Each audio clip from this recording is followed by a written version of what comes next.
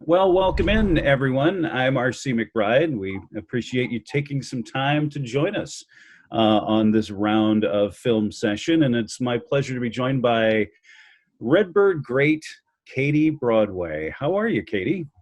I'm doing well. Thanks for asking and thanks for having me. I'm really excited to be here. Well, Katie, of course, had a storied career as part of the Illinois State women's basketball program, one of the 28 members of the 1,000 Point Club, four postseason appearances in 4 years, still second all time in career three-pointers, just behind Christy Cerrone.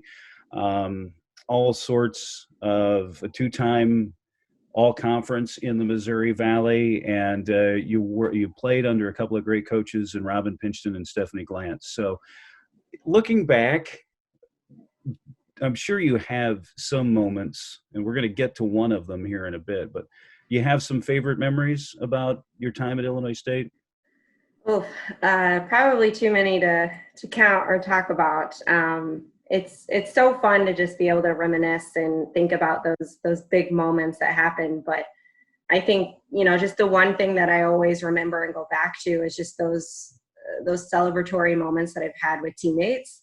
In games with coaches, and just how all the hard work that we did off season and even during season. It's a grind, and so it just makes it all worth it. And to have those celebratory moments with teammates and friends, and those teammates and even coaches have become friends in later life. Still being able to talk to them and hang out and kind of get together. That's something really special that I think a lot of teams and people go through in athletics that they don't always get. But also, weirdly, some of my favorite moments are just practices. We had some really difficult, tough practices, which I think, helped with our success. But I just always remember certain drills that we did that as soon as, Coach P or Coach Glantz said what the drill name was, we all were like, oh no. But afterwards, it was just like so fun because it was our chance to get after it and get after each other. But then the moment the drill was over, we knew like we cared more about each other than anything, and we were friends, and then we can just go on. So when I kind of look back on moments and things, it's little things like that kind of bring a smile to my face. That's fantastic to hear. And maybe if you could tell folks a little bit about what you're up to these days. Sure, I'd love to. So I think since college, I've kind of been like, I feel like my life's been a little bit of a pinball in a pinball machine, just kind of bouncing around, kind of figuring out what I'm going to do. I got into coaching right after I graduated and went down to University of Alabama, Birmingham with Coach Randy Norton. And he's still down there doing an excellent job. And I was down there for about 2 years, kind of getting my start and kind of learning the ropes of behind the scenes. And I'll tell you, I never, ever understood so much work went into just running a basketball program. And being down there had a new change of utmost respect for all coaches and operations workers and everything that I ever played under.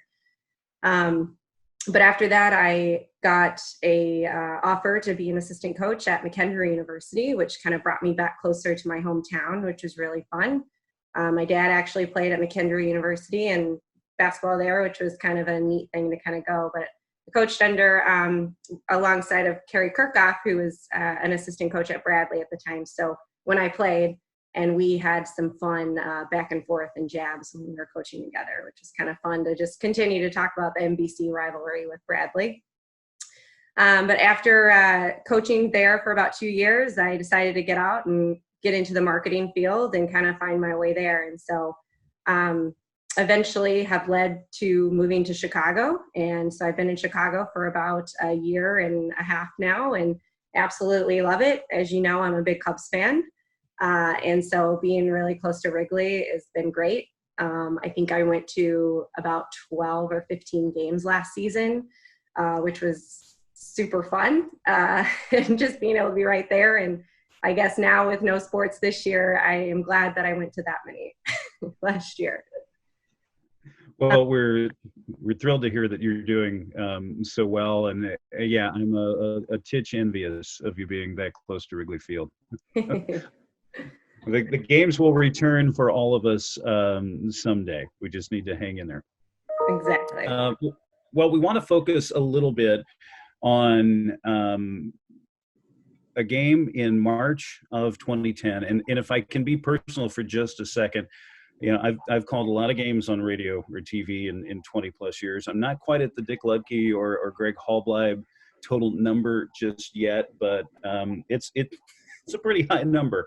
And this game is still my all-time favorite. It was just a terrific atmosphere. It was a lot of fun, and certainly we enjoyed the result. And I was just in preparation for this, listening to the broadcast that Jill Hutchison and I did together, and wow, it was really a lot of fun. So let's talk about the WNIT semifinal game going back to March of 2010. Hard to believe it's been 10 years. But maybe talk about some of the lead up to that game, because I know my memory is that there was a lot of expectations of that team.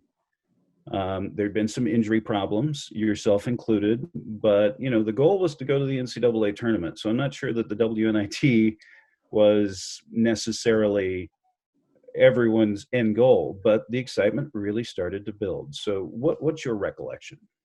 Absolutely. Wow, 10 years, that stings a bit. But yeah, like you said, this was my sophomore year, and there was a lot of expectations for this team, and we had high expectations for ourselves. We've worked, I remember after my freshman year, we went to the Final Four WNIT, played at Kansas, and lost there. And that really just fueled our fire to, we should have made the NCAA tournament, that year, and we didn't. And so that was our main goal. That was our main focus.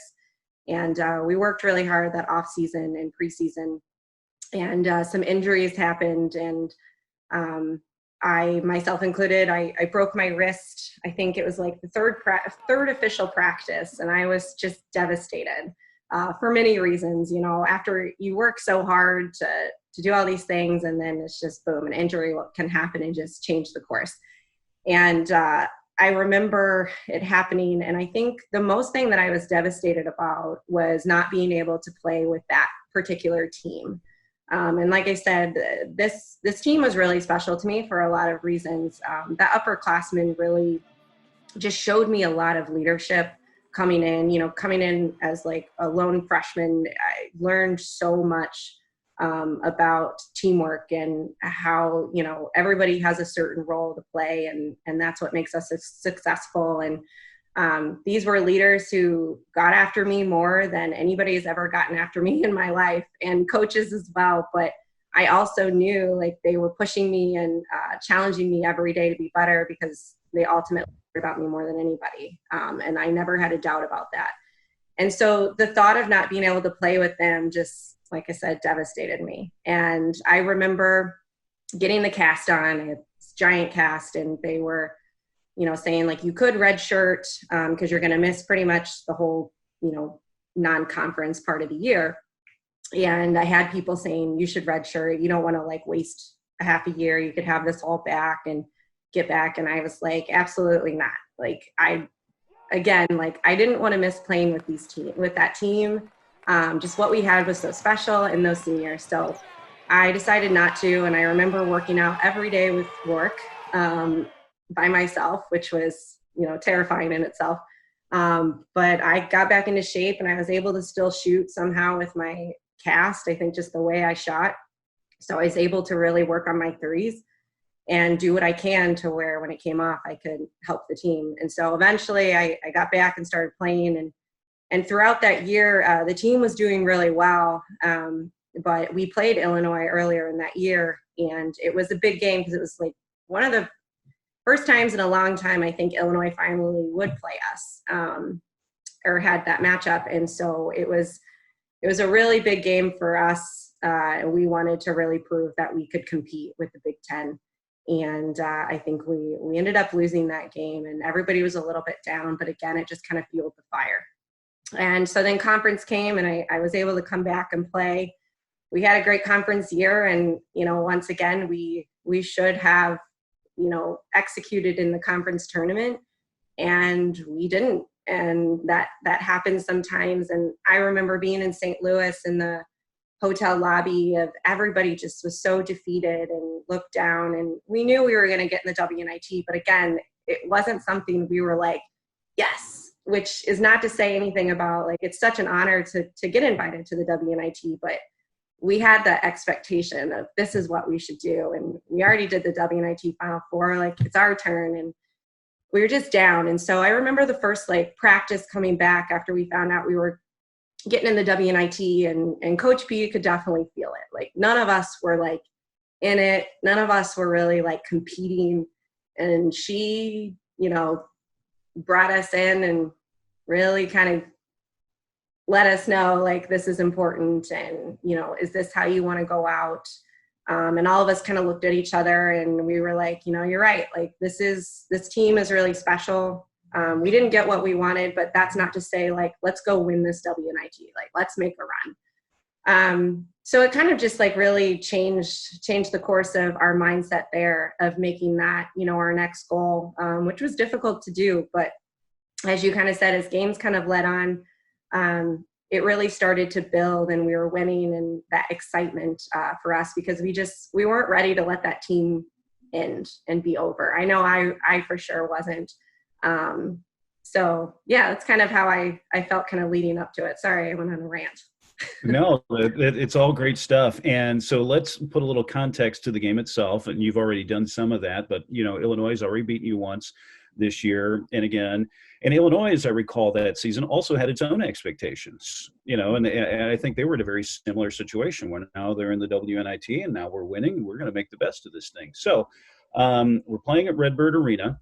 The lead up to this game was just tremendous. In fact, the crowd at the time for the game was the second largest in Illinois State women's basketball history. It was a fantastic atmosphere. And you talk about your teammates, and, you know, I'm looking at the box score. You know, the starting lineup was you, Ashleen Bracey, Nicole Lewis, Maggie Crick, and Amanda Clifton. I mean, that's a pretty impressive starting lineup. You had players like Alexis Jenkins, Emily Hanley, Shayla Jackson, who came in off the bench. That's how deep that team was. So it was a good Redbird team. Game starts, Illinois takes an early lead. Illinois State takes the lead back about halfway through the first half. We were still playing halves in women's basketball back then. And never gave up the lead, although it was tied 4 times until late. Illinois retakes the lead with a little under 2 minutes to go. And Illinois State comes charging right back. Do you remember much about that end of the end of the game leading up to your shot that would put the Redbirds ahead? I do. And like you said, it was a battle. It was a back and forth of, nobody could take a possession off, like, because it was too close. But I do kind of remember vividly, for some reason, I remember it getting down to the wire and being out there. And at the time, like, I remember somebody shot, I think it was Maggie, and Maggie never misses her shot ever. But I remember, for some reason, I crashed the offensive board really hard, and I wasn't really known as being, like, a big rebounder my sophomore year at the time, because I was, you know, out at the 3-point line. But I remember it bounced off of the back of the rim really high, and I charged in and grabbed it, and got us another possession and kicked it back out. And I think we were just working it around. And if I'm recalling it right, I think that's what led up to it. And I remember the ball coming to me, and I dished it into Nicole, and my girl went off on her and double teamed, which I'm sure she was really got a talking to after that. But Nicole, like, leaned back, and she was double teamed hard. And I will say, I think I've told this to Nicole Lewis a million times, I've never met a better post player who passes the ball out to shooters. I mean, she was just tremendous at it. And so she passed it right back out and found, and I just didn't even hesitate. And I shot it up. Well, let's take a moment to relive it. Illinois State, 22 seconds for the game. Plenty of time. Now it's Broadway, wide open three. Got it! Birds by 2. Timeout, Illinois.